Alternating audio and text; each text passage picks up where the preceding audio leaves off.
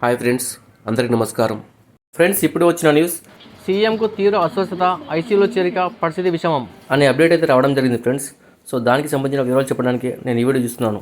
Video నచ్చినట్లయితే వీడియోకు like ఇచ్చి support చేయండి. అలాగే నా ఛానల్ సబ్స్క్రైబ్ చేసి ఫాలో అవ్వండి. కర్ణాటక మాజీ ముఖ్యమంత్రి ఎస్ఎం కృష్ణ ఆరోగ్య పరిస్థితి విషమంగా ఉంది. శ్వాసకోశ ఇన్ఫెక్షన్తో ఏప్రిల్ 29న ఆసుపత్రిలో చేరారు. ప్రస్తుతం ఆయన ఐసీయూలో చికిత్స పొందుతున్నారని ఆసుపత్రి వర్గాలు తెలిపాయి.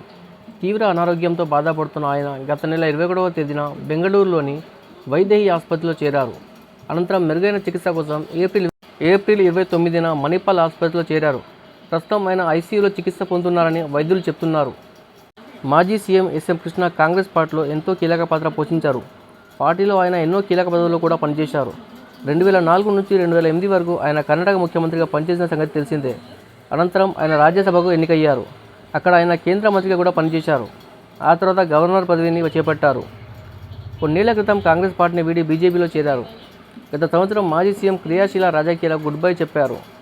వయసు రీత్యా రాజకీయాలకు దూరంగా ఉండాలని నిర్ణయించుకున్నట్లు స్వయంగా ఆయనే ప్రకటించారు.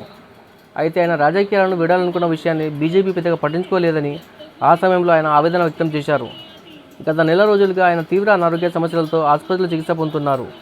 Specialist doctor Satyanarayana, doctor Sunil Karanth నేతృత్వంలోని క్రిటికల్ కేర్ టీం మాజీ సీఎంకు చికిత్స అందిస్తున్నారని ఆసుపత్రి వర్గాలు తెలిపాయి.